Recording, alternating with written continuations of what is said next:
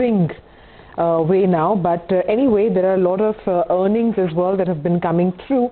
And I think we have the management of NIIT Tech with us. Mr. Vijay Thadani, the Vice Chairman and Managing Director, of NIIT, joins in. Mr. Thadani, good afternoon, sir. Thanks very much for joining in. How has Q2 been for you, and how are things looking now for the rest of the year? Okay, thanks. First of all, I'm NIIT Ltd, not NIIT Tech. I beg your pardon. Yeah. So that's just to clarify. Okay. So Q2 has been pretty good. In fact, now as the overhang of the businesses that we were wanting to defocus and reduce our exposure to, if that overhang is going, I think the real growth of the businesses that are growing is visible. So we have, you have the numbers with you, so I will not repeat those, but I'll talk about, I think, some salient features. Our overall profit after tax, which of course has three important contributions. Right. One is the better EBITDA, better than last year EBITDA, since we had 11% margin. The second is treasury income, and third, I think we've also been beneficiaries of the tax. The new tax regime which the finance minister talked about, so we prefer to go for the lower tax, and I think we benefited a very substantial amount from that. So all those three are visible in our profit after tax. That's one thing. At the fundamental level, I think our corporate learning business continues to do very well.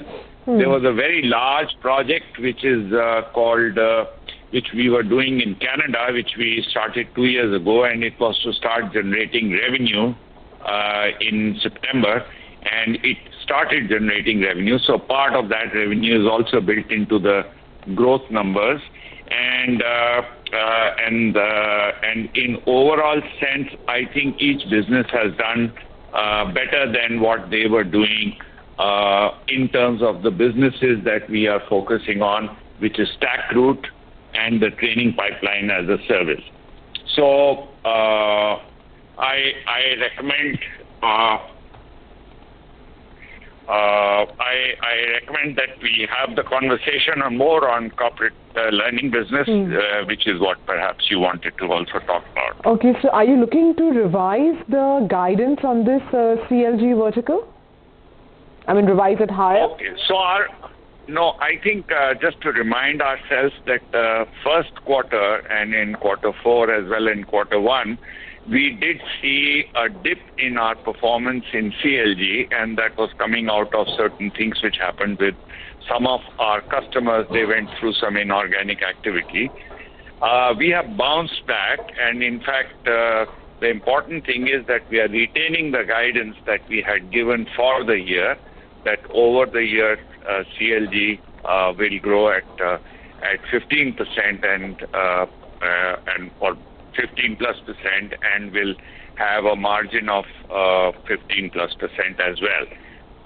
If I'm not mistaken, growth was, we had said 10 to 15, but I think we are more likely to be on the 15 side, and a margin of 15% plus. All right. So, yes, sir. Please complete your point, sir. Yeah. I think the other issue is our managed training services business has actually crossed a new milestone. We now have 51 managed training services customers. Just to remind you, each one of them is a marquee name and brand leader, or in the top 3 in their own segments. And the market acceptance has been very, very good, and our revenue visibility was at $250 million at the end of this quarter, which reflects the revenue that we can expect out of these 51 contracts over the next 3 to 4 years. Okay, Mr. Thadani, we're going to wrap up this conversation. Appreciate you joining us. We are cutting this a little short because of the big stories sort of from the telecom space, which is front and center.